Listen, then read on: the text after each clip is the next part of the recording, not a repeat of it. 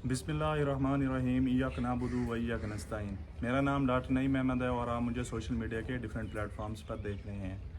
तो आज का सेशन हम कुछ सवालों पर करेंगे जो मुझे आम फार्मर ने किए हैं। सबसे पहला जो सवाल है वो ये है कि अगर आपके जानवर की हिस्ट्री है कि वो बच्चा फेंक देता है तो क्या वो अगली दफ़ा जब प्रेग्नेंट हो तो उसको प्रोजेस्टेरॉन का इंजेक्शन लगाना चाहिए? तो इस सवाल का जवाब हाँ में है जी, आप उसको प्रोजेस्टेरॉन का इंजेक्शन यूज़ करवा सकते हैं।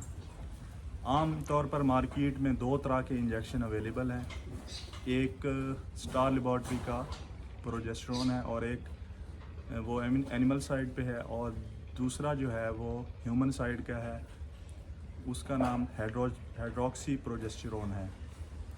तो जो स्टार लेबॉर्ट्री वाला है इंजेक्शन, आपने 10 ml उसको हर 20 दिन के वक्फे से लगाना है, और ये आपने इंजेक्शन 20 से 25 दिन पहले जानवर के सूने से पहले आपने लाजमन उसको रोक देना है।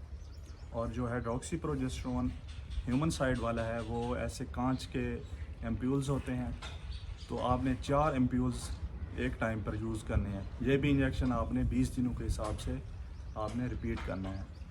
तो इस इंजेक्शन को भी उसी तरह आपने तकरीबन 20 से 25 दिन पहले, बच्चा देने से पहले आपने रोक देना है। अगर आप ये इंजेक्शन 20 से 25 दिन आखिरी जो होते हैं उसमें नहीं रोकते तो आपके जानवर को बच्चा पैदा करने में मुश्किलात का सामना करना पड़ सकता है। तो ये वाला इंजेक्शन आपने आखिरी 20 से 25 दिन जब उसको जानवर को सूने में बचे हों तो लाजमन आपने ये इंजेक्शन रोक देना है। अच्छा जी, तो अब बढ़ते हैं हम अपने दूसरे सवाल की जानिब। और दूसरा सवाल ये है कि एक नया फार्मर जिसने वीडियोस देखकर या किसी दूसरे डेयरी फार्म को देखकर उसने फ़ैसला किया है कि मैंने डेयरी फार्म बनाना है, तो क्या उसको कौन सी ब्रीड रखनी चाहिए और उसको कैसे स्टार्ट लेना चाहिए? तो ये हमारा आज का दूसरा सवाल है। पाकिस्तान जैसे मुल्क में आप जहाँ पर धोखा दही रूज पर है, वहाँ पर आप कोई भी बिज़नेस करने से पहले उसके बारे में हो न हो जानना उसकी ज़रूरी है। मतलब आपको उसकी अलिफ बे पता हो, आपको उस कारोबार के तमाम अप्स एंड डाउन्स का पता हो, ताकि आपको किसी भी किस्म की उसकी बिल्डिंग की तैयारी में, उसकी जो इन्वेस्टमेंट के बारे में, उसके आउटकम के बारे में, उसके जितने भी अप्स एंड डाउन्स हैं वो आपको पता होने चाहिए। अगर आप आज मेरे पास पैसे आ जाएं और मैं किसी बिज़नेस में इन्वेस्ट करना चाहूं तो मैं ज़रूर उसके बारे में सबसे पहले इंफॉर्मेशन इकट्ठी करूंगा, तमाम किस्म की। मुझे उसके अप्स एंड डाउन्स का पता होगा तो मैं फिर वो बिज़नेस स्टार्ट करूंगा। तो यही मेरा मशवरा आप लोगों के लिए है कि किसी भी आप बिज़नेस में जाना चाहें उसकी अप्स एंड डाउन्स और उसके मुतालिक तमाम नॉलेज होना आपके लिए बहुत ज़रूरी है। तो इसी तरह ही डेयरी फार्मिंग से मुतालिक मैं मशवरा दूंगा कि अगर आपने तमाम तरह से अपना चीज़ें और अप्स एंड डाउन्स को देख लिया है तो उसके बाद आपका फ़ैसला यही है कि मैंने डेयरी फार्मिंग करनी है, तो सबसे पहले आप इंपोर्ट की तरफ ना जाएं। ये मेरा सबसे पहला मशवरा है कि आपने हरगिज़ इंपोर्ट से स्टार्ट नहीं करना अपना काम। आप सबसे पहले आपने क्रॉस ब्रेड रखनी है।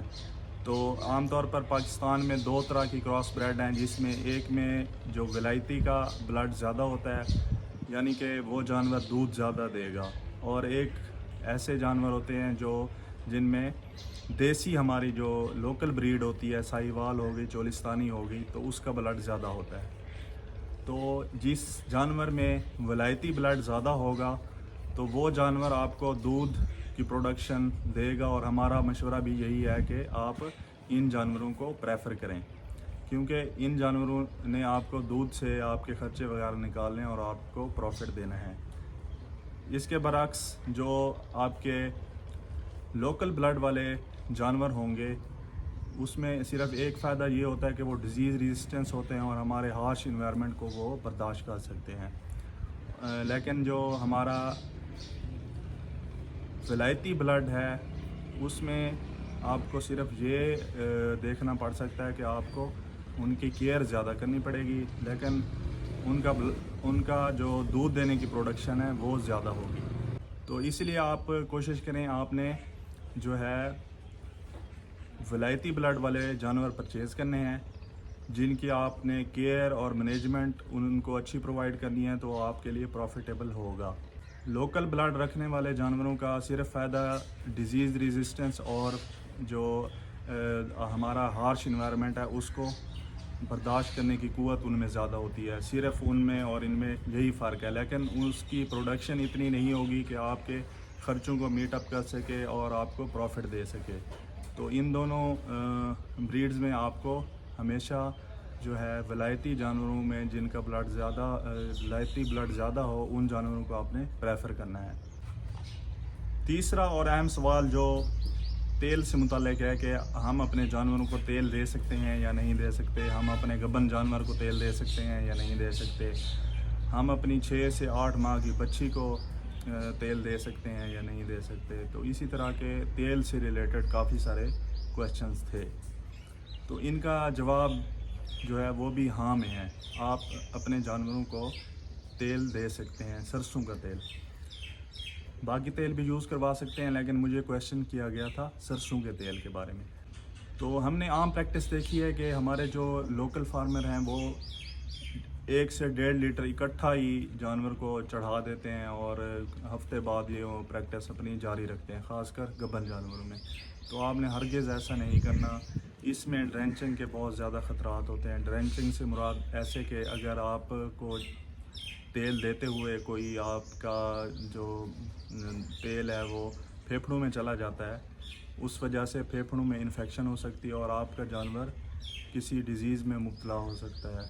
تو آپ نے اس پریکٹس کو بالکل آپ نے کٹ آف کر دینا ہے، آپ نے جو ہے نا آپ نے اس طرح یوز کروانا ہے کہ آئل آپ اپنے ونڈے کے ساتھ مکس کر کے دیں۔ تو آپ 100 سے 200 ml تک آپ اپنے جانوروں کو سرسوں کا تیل دے سکتے ہیں، لیکن یہ آئل آپ نے ونڈے کے اندر مکس کر کے ڈیلی بیسس پہ دینا ہے، یہ نہیں کہ آپ نے ہفتے بعد اس کو 1.5 لیٹر اکٹھا چڑھا دیا۔ تو اس طرح سے یہ والی پریکٹس بالکل غلط ہے، اس پریکٹس کو آپ ختم کریں۔ اپنے جانوروں کو جو آئل اگر آپ نے دینا ہے تو وہ آپ ونڈے کے ساتھ دیں، اور اگر آپ نے اپنے جانور کو تیل دینے کی مقدار ایگزیکٹ معلوم کرنی ہے تو آپ اپنے جو ڈاکٹر ہیں ان سے کنسلٹ کریں اور ان کو اپنی فیڈنگ کے بارے میں اور فیڈ فارمولیشن کے بارے میں بتائیں کہ ہم یہ یوز کروا رہے ہیں، تو آپ کو آپ کا ڈاکٹر فیڈ فارمولیشن کے مطابق آئل کی مقدار ایڈجسٹ کر کے دے دے گا۔ تو آپ نے اس کے مطابق ہی اپنے جانوروں کو گبن ہے یا وہ وچھی ہے یا پھر اس کو آخری سٹیج ہے اس کے سونے میں آخری ٹائم ہے، تو اس حساب سے آپ کو وہ کیلکولیٹ کر کے دے دیں گے۔ تو یہ تھے آج کے سوالات کے جوابات، انشاءاللہ ملتے ہیں نیکسٹ سیشن میں، تب تک کے لیے مجھے اجازت دیجیے، اللہ حافظ۔